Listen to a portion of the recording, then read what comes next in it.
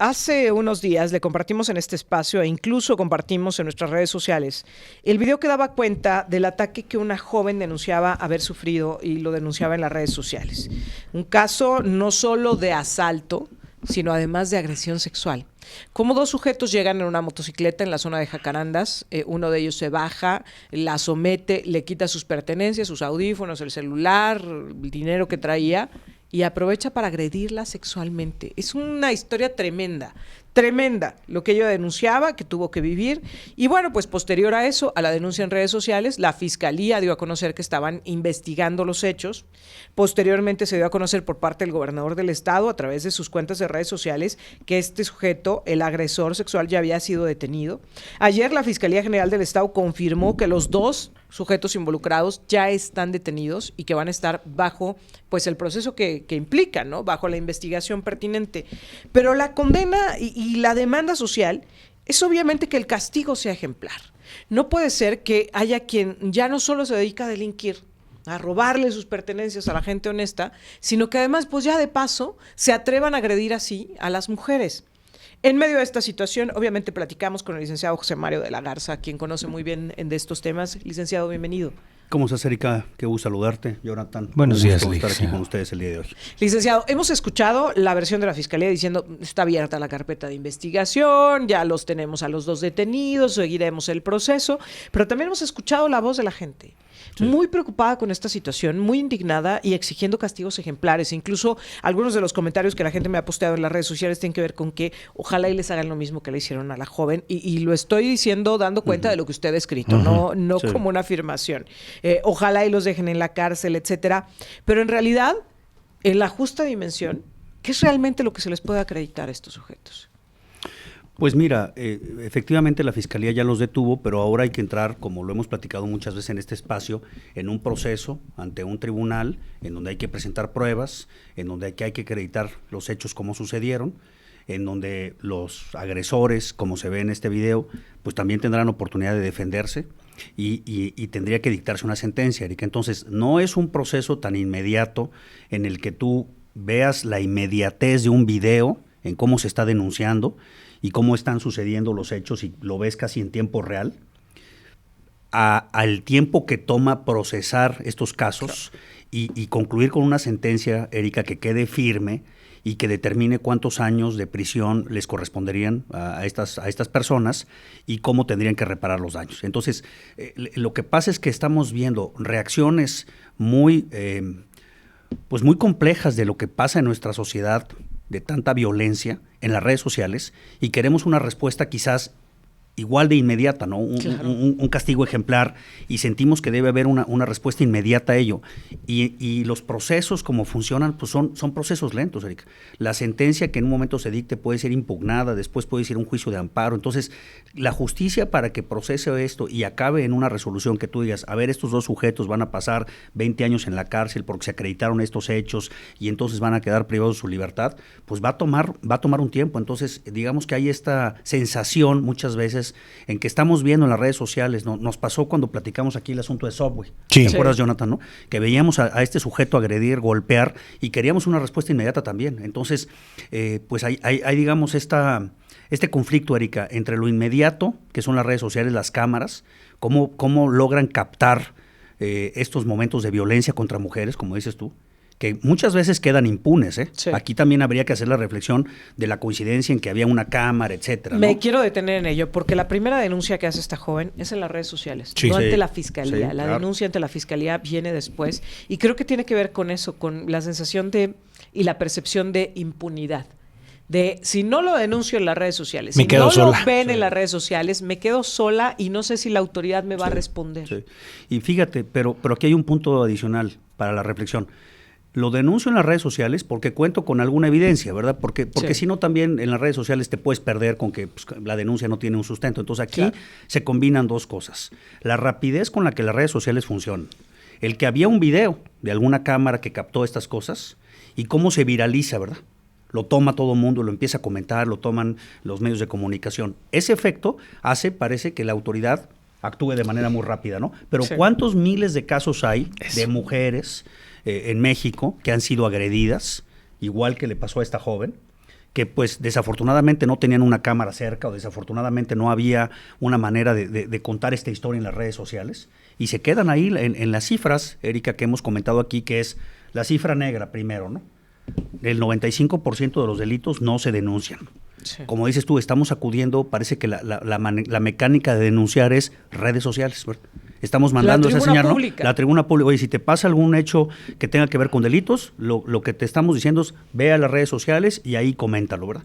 No acudas a las instituciones. Las instituciones van a reaccionar conforme también las redes sociales van reaccionando, ¿no? Si esta mujer no hubiera denunciado nada, imagínate que se pierde. Que hubiéramos contado otra historia, ¿no? La agredieron de esta manera, fue a presentar una denuncia, se la sellaron, ¿no? La presentó por escrito. No sé, Erika, si la reacción sea la misma, ¿verdad? Como está esto mediatizado, pues sí tenemos que reaccionar rápido, ¿no? Como hay aquí, todo el mundo lo está viendo, hay que reaccionar rápido. El problema a mí me parece que es que si esto lo jerarquizamos como que esto es lo que se va a atender, ¿cuántos casos que no son visibles? Pues quedan en impunidad. Y hay muchas mujeres, Erika, en México, en el México profundo, pues que no tienen redes sociales para hacer estas denuncias. Es que ahí hay un factor clave. Usted decía algo muy interesante, licenciado. Los últimos 3 casos que por lo menos hemos tratado en esta mesa de análisis con el licenciado, el caso Tiburón, el caso chico que picaba con una navaja a mujeres con una motoneta en la misma zona, Jacarandas. De acuerdo. Y ahora sucede es porque quedaron grabados los 3. Pero decía, si no hubiera quedado esto grabado, ¿qué hubiera pasado? ¿En qué impacto detonaría esto? Y ahora lleva otra cosa, porque la otra vez yo me ponía a pensar y dije, qué difícil la vida de una chica que tiene que salir de su casa, ya se tiene que estar cuidando en la calle. Pero luego cuando sube al transporte público, se tiene que estar cuidando ella en el transporte público. Y luego si baja en la universidad, que sus compañeros no la hostiguen, no la acosen, en el trabajo, y luego volver a regresar en un taxi de noche, que el taxista no la ataque, no la agreda. Es una constante vida que yo no me puedo imaginar lo difícil que es para las mujeres potosinas. Y sabes que también, Jonathan, creo que también debemos de reflexionar en la prevención, porque mira, estar hablando de que se cometieron delitos, que a una joven la agreden sexualmente, que le roban, pues es una tragedia. Es una tragedia, es lo que hay que decir. Justo en esto me quiero detener, licenciado, porque, a ver, vemos, el gobernador se involucró, él publicó justo la detención del agresor, vimos la indignación por parte del gobierno municipal, del gobierno estatal, etcétera, pero esta indignación, ¿en qué se tiene que convertir? ¿En qué se tiene que traducir? Justamente para que la vida de las mujeres en San Luis Potosí no sea lo que ha descrito Jonathan, que podamos estar en convivencia y en el desarrollo de nuestras actividades sin tener que estar con estos temores y con estas presiones y con estas amenazas frecuentes, para que no tengamos que estar en este espacio contando constantemente estas historias. Claro. ¿Qué tendría que suceder a raíz de que esto se ha hecho tan visible y que todos se han pronunciado? Mira, yo te diría que en tres ámbitos, Erika. Uno, ¿cómo prevenimos? ¿Cómo hacemos la prevención? Porque a mí, igual que a ti y a Jonathan, me lastima mucho que tengamos nosotros que estar narrando estas historias, que también, si te pones en los zapatos de esta chica, de su familia, pues son tragedias, Erika. Claro. Y estas agresiones no se reparan, son irreparables, ¿no? Entonces, ¿cuáles son las acciones de prevención? ¿Cuánto dinero le dedicamos y cómo lo estructuramos? Uno. Después, ¿cómo agilizamos los procesos judiciales para que estos asuntos se resuelvan rápido y con sentencias que ameriten pues una consecuencia por haber hecho esto? Y la tercera, Erika, por los comentarios que te estaban haciendo, sí hay que dejarlos en la cárcel, ok, pero también tendríamos que reflexionar, ¿la cárcel para qué? Es decir, ya los vamos a mantener en la cárcel estos muchachos que agredieron, sí, y en algún momento van a salir, Erika. Y entonces hay que también plantearnos, esas personas que ya las llevamos a la cárcel y que queremos el castigo ejemplar, mañana van a estar libres y habría que ver, oye, entonces sirvió el modelo de meterlos a la cárcel, ya no van a hacer esto, ya no van a repetir esto, porque hay mucho tema de reincidencia. Claro. Entonces, si tú pretendes que con meterlos a la cárcel vas a solucionar un problema social que se llama, Jonathan, agresión a las mujeres en todas las variantes que hay, y pretendemos que esa sea la solución, pues nos damos cuenta que no es así. Porque son muy pocos los casos que logran procesarse, como tú decías, y desafortunadamente lo que prevalece es la impunidad. ¿Por qué este joven comete ese acto contra esta mujer? Porque él percibe que no le va a pasar nada, por supuesto. Porque lo hace en plena calle. ¿Verdad? Porque lo hace en plena calle y lo hace de manera muy clara, ¿verdad? No están ocultos, lo hace en plena vía pública. ¿Por qué lo hace? Porque sabe que no le va a pasar nada, porque sabe que las posibilidades de que algo le pase son bajísimas. Entonces, mientras tú no resuelvas esa ecuación en donde digas, si yo agredo a una mujer en la calle de esta forma, me va a haber una consecuencia grave. lo que prevalece es la impunidad. ¿Por qué se agrede a las mujeres, Jonathan? Por la impunidad. Mientras tú no cambies esa fórmula y tú no digas, si tú agredes a una mujer va a haber una consecuencia rápida, efectiva y vas a tener un castigo, mientras no resolvamos eso, pues vamos a repetir esto. Esta mesa se va a repetir, perdón que se los diga, pero se va a repetir y se va a repetir. Entonces, sí creo que es muy lamentable el hecho, pero me preocupa, Erika, que sea, como lo hemos platicado, Jonathan, ¿no? Pues sí, nos indignamos, ¿no?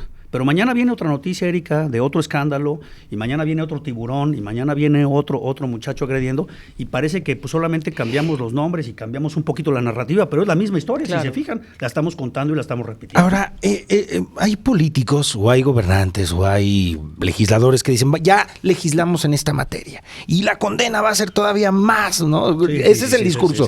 Vamos a ser más severos, aquí no se va a dañar. 100 años de prisión. Sí, y de verdad, pues cuando uno lo piensa, como usted lo menciona, van a salir, ¿cómo van a volver a salir esos jóvenes que pueden ser reincidentes? ¿Hacia dónde debe de caminar entonces la sanción? Porque no deja contenta a la sociedad. Pongo un ejemplo, recordarán ustedes el hombre que aventó un perrito a un caso de carnitas. Sí. Ayer se daba a conocer que él va a tener una condena de 5 años de prisión, pero que ahora va a ser bajo libertad condicional. Y la respuesta de la sociedad fue, ¿cómo es posible? Entiendo la reacción, pero jurídicamente, ¿qué hacer ante este tipo de situaciones que pudieran ser similares por el impacto en la sociedad?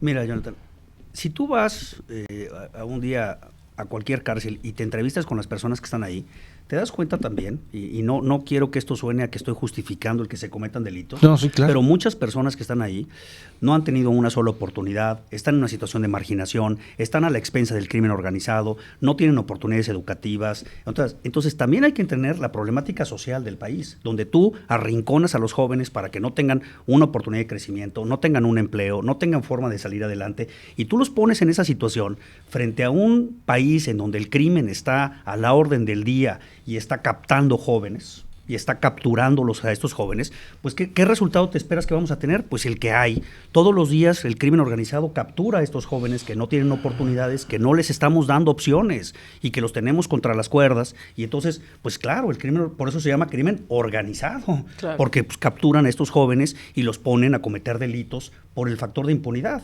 Y entonces, pues parece que es como un sistema que se recicla, ¿no? Detuvieron a 5, capturó otros 5 y así. Mientras no entendamos que el crimen está captando a estos jóvenes y mientras no cortemos esa captación y no nos pongamos a concentrarnos ahí en por qué los captan, por qué un joven decide estar participando con el crimen organizado o cometiendo delitos. ¿Por qué? Habría que entender también que el contexto es muy complejo, porque si la respuesta superficial y sencilla es decir, metámonos a la cárcel y con eso vamos a resolver el problema, perdón que se los diga, pero eso no va a solucionar nada. Pero la gente los ve como un peligro. Y entonces dice, por ejemplo, estos 2 sujetos son una amenaza para cualquiera, métanlos a la cárcel, claro. Ténganlos ahí refundidos, porque los queremos excluir de la sociedad, no los queremos alejar.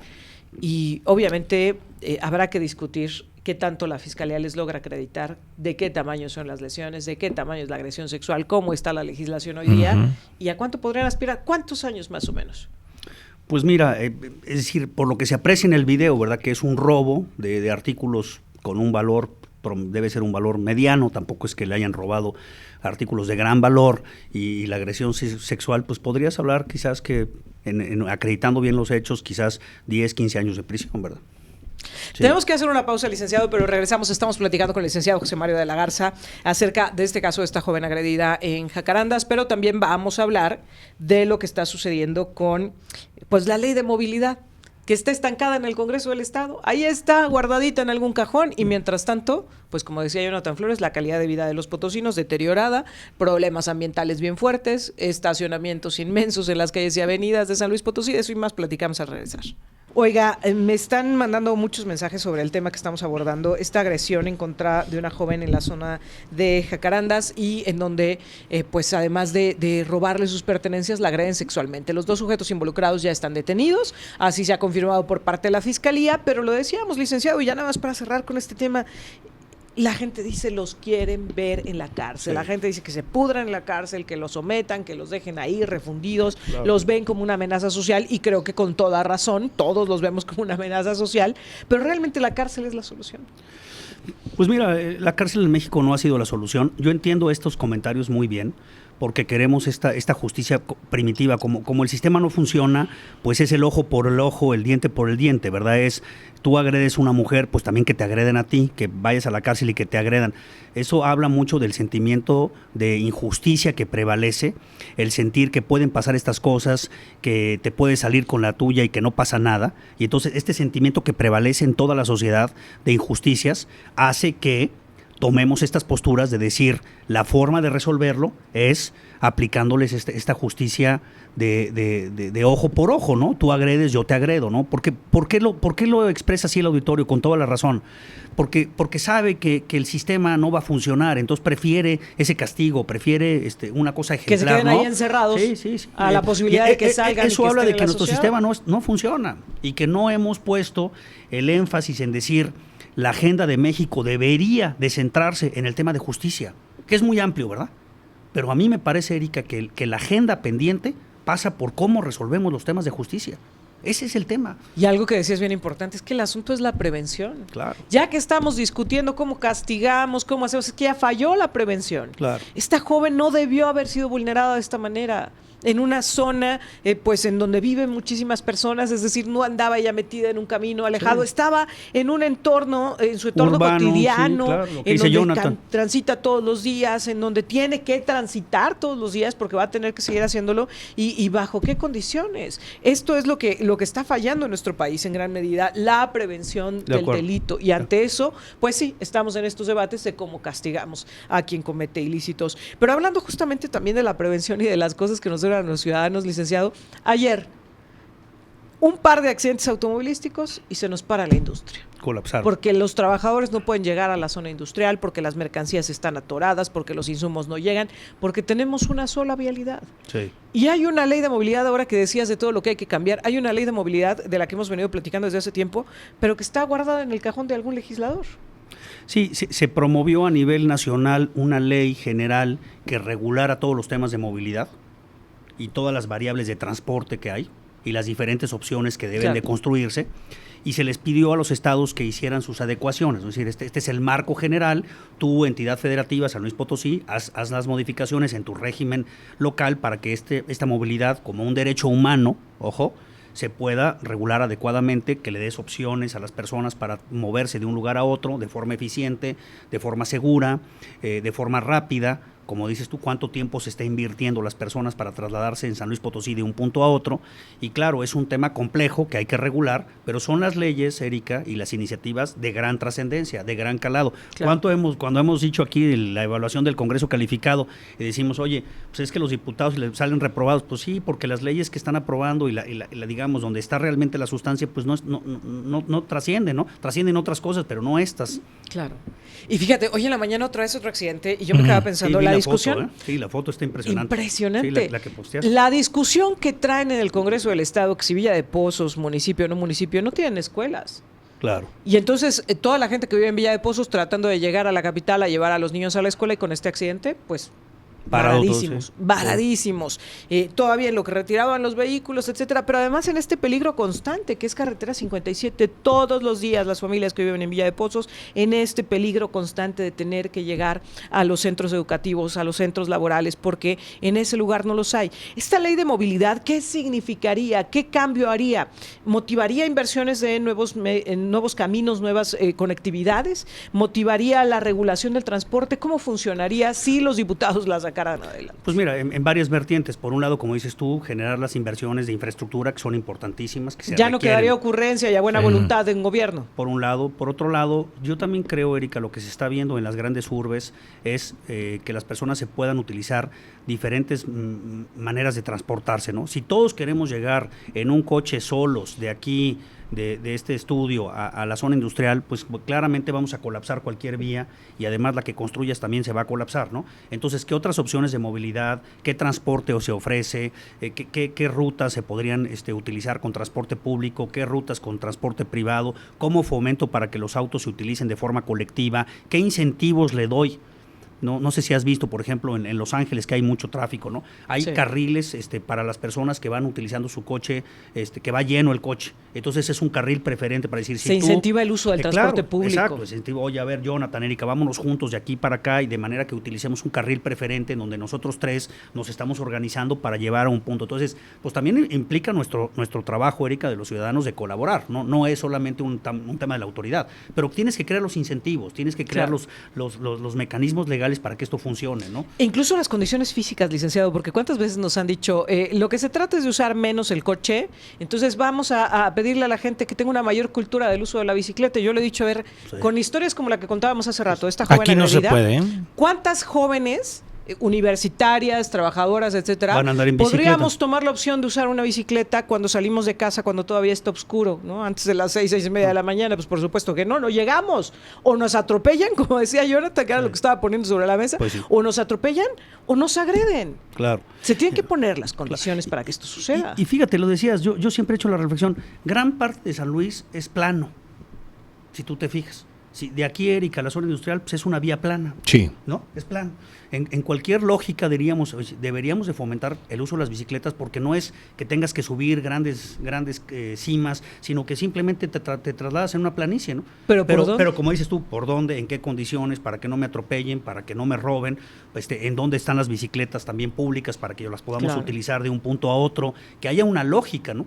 Pues eso tendría que haber una regulación y también obligar a las autoridades y a los municipios para que vayan en ese sentido, ¿verdad? Porque si no, lo que haces es fomentar, usted compre un coche, compre una motoneta, colapsemos las vías de comunicación, pero no están los incentivos que estarían, al aprobarse esta ley, los incentivos correctos puestos en el lugar correcto. Usted dijo una clave, es que no hay el ordenamiento, ¿no? Exacto. Es muy loable y es rescatable que se diga, va a entrar un medio de transporte sustentable nuevo, perfecto, pero ahora se suma otro. O sea, porque a los que ya están. Claro. Y el licenciado tiene toda la razón. ¿Qué diferencia habría de que pues trabajadores se vayan juntos en un coche y que hay un solo carril para todos aquellos que apuestan por esa? Perfecto, pero ahora es otro más. Cuando se tiene la camioneta esa que chocó, venía con una pipa al lado. Podría venir un tráiler de doble remolque con un cochecito, un motociclista. O sea, a mí, yo se los digo con toda honestidad, no hay día en que no me toque ver un automovilista privado que ya se pasó el rojo. O un motociclista que ya se nos metió delante del camino. O alguien que se desespera. El transporte público que no respetó el semáforo. O sea, es de todos. Las camionetas de transporte personal que van como locas. Ahora, justo en este sentido y para concluir, licenciado, el problema es que sigue siendo a decisión y a voluntad de los gobernantes en turno, tanto autoridades municipales como estatal. Si se sacara adelante esta ley de movilidad, ¿podríamos aspirar a tener una planeación a corto, mediano, largo plazo, como sucede, por ejemplo, en entidades vecinas? Yo creo que es un gran paso el que pudiéramos sacar una ley que estuviera acorde con el planteamiento nacional. Me parece que es uno de los grandes temas. Por supuesto, no somos ingenuos en decir mañana sacan una ley y todo se va a resolver. Sí, claro, lo hemos platicado en este espacio muchas veces, pero por lo menos tienes un marco normativo moderno, una base que puede ir generando soluciones y que puede ir dando, Jonathan, como bien decías, la pauta para ir decidiendo cómo se va a ir regulando el transporte, qué opciones le voy a dar a los ciudadanos, cómo se regula, por ejemplo, Jonathan. Pues ya sabemos que en las mañanas hay un traslado a las escuelas. ¿Qué incentivos damos para que las escuelas tengan medios de transporte? Claro. ¿Cómo te ahorras dinero? Todo está en tener un marco regulatorio que funcione. Es un primer paso, Erika, muy importante, y que efectivamente ahí está guardado y está rezagado. Ojalá que nuestros diputados y nuestras diputadas saquen ese tema del cajón, lo pongan en la mesa. Mira, y tampoco hay mucho que discutir, ya viene el marco normativo bastante hecho, entonces, bueno, es un poco de voluntad de decir, vamos a sacar este tema, y este tema es relevante para los ciudadanos, Erika. Pero lo que nos importa no sale en el Congreso. Pero los temas que sí les importan a los diputados, mira, rapidito. Gracias, licenciado, por estar Jonathan, con nosotros. Gracias, Erika. Excelente día. Gracias, Liz. El licenciado José Mario de la Garza platicando con nosotros. Vamos a la pausa, Jonathan. Altavox.